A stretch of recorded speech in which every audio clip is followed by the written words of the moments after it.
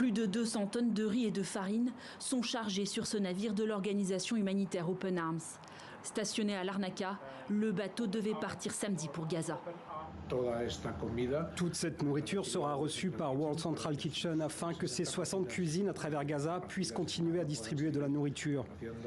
Ils ont déjà distribué 3 millions de repas, mais pour l'instant ils n'ont pas la capacité de continuer à préparer des repas car les camions sont bloqués à Rafah, à la frontière égyptienne. Un premier voyage pilote pour tester le couloir humanitaire voulu par les États-Unis, l'Europe et plusieurs pays arabes.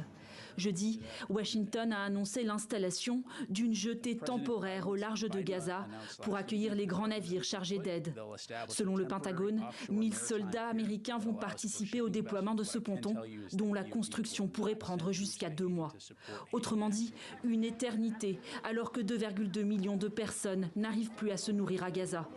Pendant qu'Israël continue d'empêcher l'entrée d'une aide massive dans l'enclave palestinienne, la communauté internationale veut montrer qu'elle ne reste pas passive. Plusieurs pays ont entrepris des largages par le ciel. Mais hier, 5 personnes ont été tuées et 10 blessées par la chute des colis, selon une source hospitalière.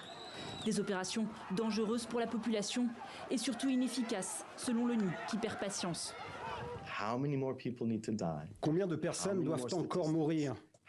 Combien d'histoires supplémentaires? De combien d'images avons-nous encore besoin? Le Conseil des droits de l'homme n'a rien fait. C'est ce que je leur ai dit hier.